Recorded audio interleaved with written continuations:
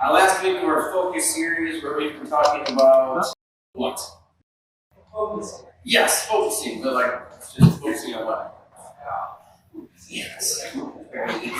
Yeah. But we were talking about taking time to focus on growing closer to God and some practical ways we can do that. Right? We talked the last 2 weeks. I've given you some things, some practices you can put into your life. You can tell me what I talked about 2 weeks ago. Fasting. You can tell me what fasting is.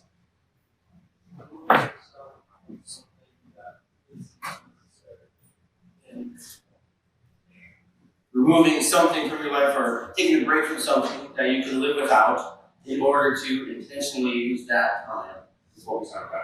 All right, what did I talk about last week? Praying, yes. Praying. Fasting, praying. They're simple things, but they're things that we should do with intentionality with the purpose of growing closer to God, right? Not just moving things in our life for no reason, but then replacing that with God, and then intentionally taking time to speak to and spend time with God through prayer. So tonight there's another thing that we're going to talk about, another thing that we can do to actually grow closer to God, and it's a thing that we probably all would agree that we need more of. Yes, no, that's not it. Something that we probably would all agree that we need more of, but also something that we probably don't give ourselves enough of. It's rest. How many of you feel tired right now? Anybody tired at all right now? Most people? Okay. Yeah, rest. Rest is important. Like, what does rest have to do with drawing closer to God? Well, we're going to get into that, but we're actually designed to rest. Like, we're built to rest. We're built to work and also to rest. It's part of how we're designed. And so if we're not resting, things can go pretty bad. All right? I want to ask you a couple of questions. I'm going to start with, what is your favorite way to rest? Like the favorite thing that you do, your go-to, and you just need to take a break and chill. What's your favorite way to rest? I snuggle my blanket on my bed. Snuggle with your blanket on your bed. Now, do you have is this like a full-size blanket, or do you have a blanket? It's a 10 by 10. Okay, so it's not like a little blanket. It's a blanket. It's a full comforter. Okay, got it. All right. Snuggle with this blanket, not blanket. Blanket. Yes. Lay down with your dog. Now, do you have to lay down with your dog for it to be restful, or no? No. It's better. Okay, all right. I'm not a dog person, so I can't relate. Anybody else snuggle their dog or their cat? Yep, that's weird to me. I don't get it. How about you, Edie? How do you rest? You just fall asleep? Okay. Sleep. Anybody else? Favorite way to rest? Yes. Watch TV. Rest. Rest is important. And we all do it in different ways. Right? We've shared all the different answers here. Some of us rest with our animals, not rest with me at all. Some of us don't. Right? We rest in different ways. But rest is important. It's actually part of our existence. Like, we have to do it. Honestly, we don't do it enough. I want to ask you some questions, and if you can answer yes to this question, raise your hand. All right? So if you can answer yes to this question, raise your hand. All right? First question. Do you still feel tired even after you slept? Yeah. If it's true. Okay. All right. Do you feel like you never stop going? Like work, activities, sports, schoolwork, you feel like you never stop going? All right. Do you catch yourself falling asleep at times when you are supposed to be awake? Okay. Do you ever catch yourself thinking, I wish I could catch a break? Do you ever feel stressed, angry, sad, or anxious, but you're not even sure why?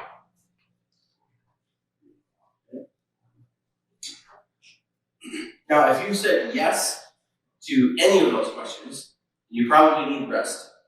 If you, like most of you, said yes to all of those questions, then you definitely could use some rest.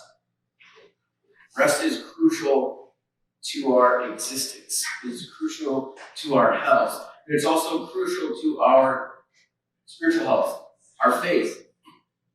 We have physical well-being, mental well-being, and spiritual well-being. And all those things can be harmed if you don't have enough rest. Rest is crucial to who we are.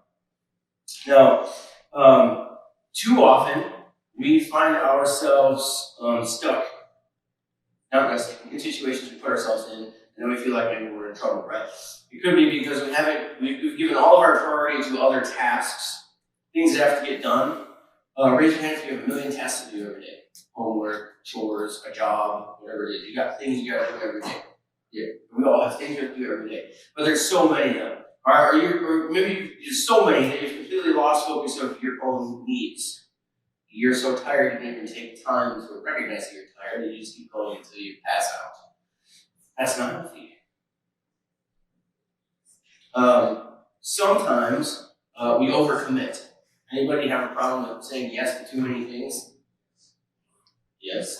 Me? I do. Right? You come from a good place. Say yes to too many things. I have the problem of overcommitting myself and saying yes to too many things. Part of it is I like to do new things, or I'll have like a new idea to do something, so I want to chase that down and pursue that thing. So I do that, and then someone over here asks me if I'd be willing to help or do this thing for them or with them, and I'm like, of course I could do that. And then I just find myself with countless yeses, and I'm way overcommitted. Stressed too thin, overbooked. You want to climb a mountain? What? You want to climb a mountain? Do I want to climb a mountain? Maybe you're saying yes to a lot of things. Right now. No. There's an example of what I was going to share. That sometimes it's okay to say no, just like Caleb and I just did there. Thank you, Caleb. You're all helping me with that illustration. Sometimes it's okay to say no. There's a little lesson there. I'm not going to go too deep into that, but sometimes say no instead of just saying yes to every single thing. And when we stretch ourselves so thin and we end up being exhausted, we don't know what to do with ourselves. How many of you have ever made a mistake because you made a decision or did something from a place of exhaustion? You're like, you were so tired, you did this thing anyway, and you messed it up, you did poorly, right? Anybody ever bomb a test because you were tired? Never happened? Because you stayed up so late studying, but then it had the reverse effect, right? Like, it didn't really work out. All right. Now, there's no way to avoid stress. That's not a thing. There's no way to avoid the difficult situations or seasons of life. That's going to happen. And there's also no way to avoid busyness. It's going to happen from time to time. You're going to have weeks where it's crazy busy. That's just life.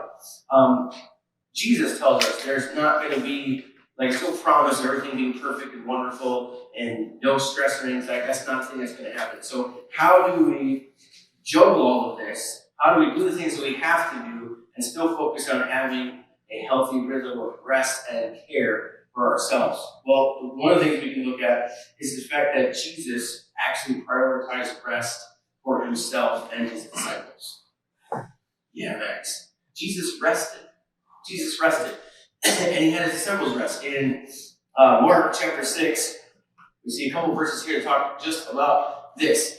30 through 32, the apostles gathered around Jesus and reported to him all they had done and taught. And then because so many people were coming and going that they did not even have a chance to eat, he said to them, "Come with me by yourselves to a quiet place and get some rest." So they went away by themselves in the boat to a solitary place. Now this is like a scene that's happening between other scenes, and it's really easy to just gloss over these two verses and not think much of it. But we've talked about how every line, every part in the Bible has a significance and a meaning and a reason it's there. And so there's these two verses, and in between these stories, almost like a transition between from one story to the next, and Jesus is like, "Come with me by yourselves to a quiet place and get some rest." Now, Jesus was sent to this earth, right, to find and heal the sick, to bring hope and light, and to serve people and do all these incredible things, to ultimately die on the cross. He did all of these things, and he knew that there was a due date, like there was an expiration of his time on earth. Every day was another day closer he got to the cross. Right? And so he existed every day serving and healing the sick and performing miracles and teaching his disciples, who his disciples, by the way, were the ones he was developing and teaching and pouring into so that they continued his mission even when he left. And so you could say that Jesus had a ton on his plate, a ton of things that he had to get done, knowing that his time was going to end at some point here. And yet he still took time to rest. His mission was urgent. Like, it was the most urgent of missions, the most urgent mission that has ever been and ever will be. He was here for a very specific purpose, and his time here was limited, and he still said, "Hey, let's go off to a quiet place and gives them rest. Well, this should tell you that rest is important. If Jesus prioritized rest, it was for a reason. It was important. Jesus understood what many of us forget or tell ourselves isn't true or think that we're superhuman, so we don't want to believe it. But rest is actually built into creation. How many of you read Genesis in the beginning where God created everything? How many of you read that story? Like, God created all the things, right? And then on the last day, what did he do? He rested. This is God we're talking about. All right, so do we think that God gets tired? It doesn't seem like he probably gets tired. He's God, right? So is it possible that there's even more to rest than just re-energizing? I think so. And I think Jesus understood that there was a crucial aspect of rest. It was vitally important that as humans we took time to rest. So he took his disciples and let's rest, right? He knew this. He also knew that the work was going to continue right after these verses. See, there's a crowd of people, and they're swarming Jesus and his disciples. They want to learn. They want to hear him speak. They want whatever it is. They're sick. They want to be healed. That Jesus has a reputation at this point, so they're swarming around him. And he's like, "Oh, we need a break." Right? It says we haven't eaten lunch yet, so we're going to take a break and go off. The people saw them in the boat, and they ran around the lake. They chased them down to the next town so they could be there when they got there, so that they could be in the presence of Jesus again. And in that scene is where Jesus fed the 5,000 with that kid's lunch. Remember that story? The kid had some bread and a fish, and he fed 5,000 people. He performed a miracle. The disciples were running around serving people and then cleaning up. And a lot of work was being done there. And Jesus goes, "Okay, we're exhausted. We haven't even eaten. We need to rest." For a lot of reasons, but also I know that the work is going to continue. His urgent mission doesn't stop. But he couldn't ignore his well-being, his physical, his emotional, his spiritual well-being, or that of his disciples. So they took a moment and paused. Now, Jesus making rest a priority for he and his disciples, there are some things that they were able to do as a result of this time of rest. All right, there's three big things that rest actually gives us. It creates a space for these three things to happen. The first thing is that it allows us to reflect. It allows us to reflect. It's a pause where we can reflect and learn from what has happened, what we've experienced, what we've done, what we're currently going through, right? We can pause and we can reflect and think about it. If we don't do that, typically we don't learn. We don't even remember what happened.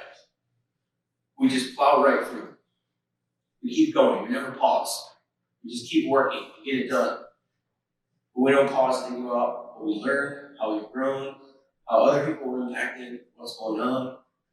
I think sometimes not pausing to reflect is what allows us to hurt each other so easily. Because we don't pause to think about the damage we've done. Pausing to rest gives us time to reflect on the good, the bad, the things that are going on, what we can learn, how we can learn, how we can grow, and what we can do. It gives us time to sit and listen to what God has been trying to tell us. It also helps us to recharge, because you maybe don't understand this yet at your age, but you do not have an unlimited supply of energy. Caffeine is artificial energy. Love it, but it's artificial energy. You don't have an unlimited supply of energy. As a human, you have an energy tank and it runs out. You have a battery and it runs out of juice. And you have to recharge it. You must recharge it. Or you're just going to pass out. You can die from exhaustion. Okay? You can work yourself so hard for so long that you can die. Your body will just stop functioning properly. You have to sleep. That's just sleep. You must sleep. Your body freaks out. We're talking about rest even beyond just sleep, okay? It can take a toll on you that is profound and deeper than you can imagine if you're not resting. It allows you to fill up again, to be restored, to rest and recharge so that you can keep going and have the energy to be a healthy human being. How many of you have ever dealt with someone who's crabby all the time? They snap at me when I ask a simple question. They're just crabby and irritable all the time. How many of you are that person? Bravo for raising your hand. If you are.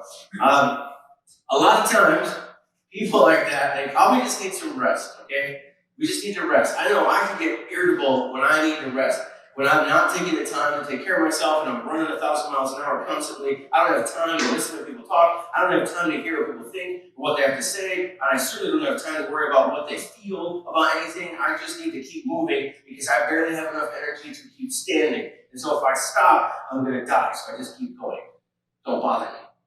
Right? We need to recharge so we can just be a kinder human being, also a healthier one. We can function properly. The last thing is it allows us to re-engage. Re-engage in the work that Jesus is inviting us into and calling us to. We need to re-engage with our purpose and what we're actually created to do. We take the time to rest, we can reflect on what God's telling us, we can recharge to go after what He's telling us, and then re-engage us fully into the mission that He has for us. Rest connects us to God. Don't rest. They disconnect us from God. We have to rest. Now, how many of you wish that there were just fewer things to do? Well, only a few of you, okay? Well, I wish there were fewer things to do pretty often. Like, I wish I didn't have as many things that I had to do as I do. I wish there was more time for me to engage in rest and do things that I want to do, but that's not how it works. There are always things to do. There are always tons of things to do. Or sometimes, do you ever wish that maybe the time would just move a little slower? So you have more time to do all the things that you need to do? Nice, like, no, I don't want more time. We don't want more time. We don't want any of that. All right. How many have you begged your parents to let you skip something because you're exhausted? Like, I don't want to just want to be at school. I don't want to go. I'm too tired. I can't do it. Anybody ever oversleep and miss something? That was bad. I feel that. Just because you're exhausted. Right, I want to skip on the things that maybe are even important to you. I just want to skip it because I'm so tired. Or I overslept because I'm so tired. You're not getting the rest that you need to. Now, there's a person in the Bible, David, King David. Who can tell me one thing about King David? I said King David. King, tell me one thing that happened in King David's life. One thing. Oh, he killed Goliath. That's always the one. He killed Goliath. He really did. He was a little dude and he killed a giant, right? With one arm. Right? Yeah, that's David, right? So David was just a regular guy. He was a shepherd. He was taking care of animals, which is difficult. Any of you take care of animals for a living? You have 4 dogs? I'm so sorry. That's terrible. So anyway, he was a shepherd, right? And he had things he was doing. He was busy. And then he heard from God that he was going to be king, right? He slayed Goliath. And then his life got even more crazy and busier and more things. He became king and all this stuff became not so crazy. And as a king, he did a lot of good. But as a king, he also did a lot of harm. We talk about King David sometimes like he was perfect. But at the same time, we have stories where he was very much not perfect. Very much not. He's one of the people we get one of the most in-depth look at his good and his bad in the Bible. And it's fascinating because it's actually a pretty good representation of all of us. Where we have our really bright, shining moments, and we have moments in which nobody saw or knew about. And that's King David. Except his were all recorded in the Bible for us to read for thousands of years. I hope it doesn't have any of us, but here's King David, right? High highs and extremely low lows. And David, we don't know this for sure, okay? I'm making some assumptions, but David had a very close connection with God. And when it was healthy, he was alive and vibrant and joyful and talked about God and praised God all the time. And there were times where he was really low, and I think perhaps if he had kept his healthy rhythms of connection with God, even the things that we talked about previous weeks, but also resting like he should, how God called him to rest and designed him to rest, perhaps he would have been thinking more clearly. Perhaps he would have been thinking more wisely in some of those situations where he had opportunities to do his own thing, to sin and harm others. I'm not saying he would have made the right decision, but perhaps he was exhausted and not resting as he should. He was spiritually and mentally drained. Busy king, right? You can imagine what it's like being king, probably exhausted.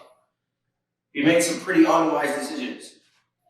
But I think that he learned at some point the reliance and the need to rest and to call out for God and what God meant to his rest. In Psalm 23, there's a few verses in here that talk about this, where David's praying. He's talking to God. He says, "The Lord is my shepherd, I lack nothing.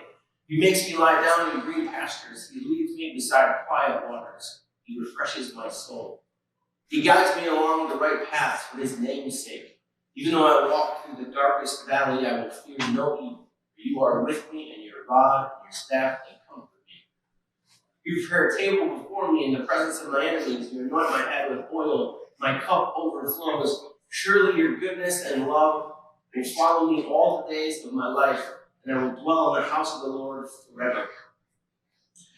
So David, who runs into rough patches, a lot of times of his own doing, we see a lot of the honesty in the Psalms that he's written.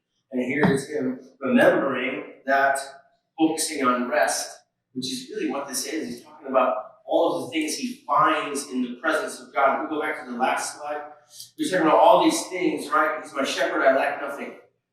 Who can say I lack nothing? Right? He says, I lack nothing. He makes me lie down in green pastures. He leads me beside quiet waters. He refreshes my soul. He guides me along the right paths. It even says, though I walk through the darkest valley, I will fear no evil, for you are with me. This is rest. This is like perfect rest. Nothing shakes me in this place. Nothing bothers me. I lack nothing because I'm with God. I'm pausing, I'm resting, I'm lying down. There's all these restful things, quiet waters, right? He's talking about rest and what rest actually is. It is a deep connection to God who designed us to rest. And I think a huge part of rest is actually drawing closer to Him. And growing closer to Him in that time of quiet. An intentional time to focus on rest.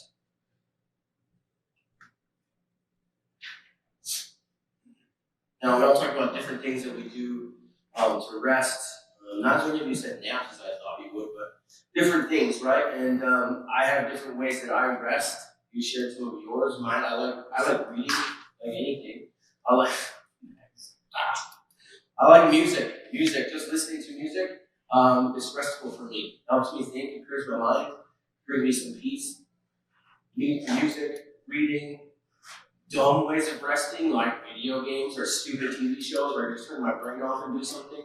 Those are fun things for me too. Those aren't maybe intentional times where I focus on God, but it allows me to disconnect and do something. Music is a really good way for me to disconnect and then connect to God, because I do it that way. Reading the Bible or anything. Things that I do to pause from the crazy busyness of my world and my life and just focus on what I need right now in this moment. It's okay to be selfish sometimes. When we're talking about rest, it's okay for you to figure out what your best way is to rest and when the times are for you to rest, because rest is crucial to you being healthy. It's crucial for you to grow in your connection, in your relationship with God. Crucial. When we focus on rest, it means we set aside, on purpose, we set aside time to reflect, to recharge, and to re-engage, just like Jesus did, just like He had His disciples. We rest because Jesus showed us His importance. We rest because it's how we're designed. We need it. We rest so we can draw closer to Him. But rest doesn't just happen. It's not a thing that just happens. Just like fasting isn't a thing that just happens, and prayer isn't a thing that just happens. Rest is an intentional thing that you have to carve time out for and choose to do. So, I'm going to give you guys a time to rest. It's going to be rest my way. Right? I'm going to ask you guys, I'm going to give you 5 minutes. 5 minutes. I'm going to want you to spread around this room and not be by anybody else. We're not going to talk to anybody else. And you're going to have some options. I don't want you on your phones. I want a total disconnect from your phone. Turn it off, silence it completely, put it in your pocket, don't touch it, don't look at it. Don't talk to each other, you're going to spread out. There's some notepads, there's some cards, there's the prayer box, there's the focus journals over there. You can take those things, you can write your prayer requests. You can write out prayers. You can write a note to God. You can just write a note to yourself that you'll read later, whatever you want to do. But you're going to spend 5 minutes in this space, spread out. We're not going to do anything except rest. 5 minutes. That's all it is. And I hope that 5 minutes is just a good enough taste for what rest next to be. And I'm going to ask that you do not talk to each other. And maybe you say, that's not rest for me, Jason. Okay, I'm just going to ask you for 5 minutes to not talk to each other at all. All right, so I'm going to ask you not to stand up, spread out in this room, and not near each other. You can sit on the stage if you want to, but you're just going to go backstage and stay in this room. Spread out, don't near each other, don't talk to each other, put the phones away. Grab a pen, some paper if you want to, grab a focus journal if you want to. Want to see everyone settled, I'll start a timer. We'll go 5 minutes.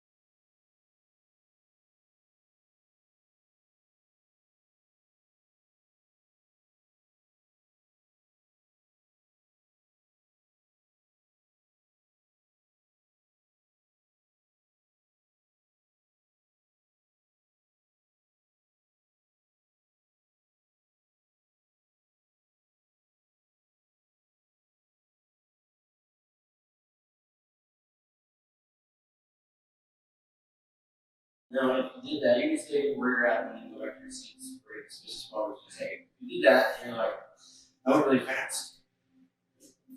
It actually felt really nice. And there's a chance that you might not be resting enough.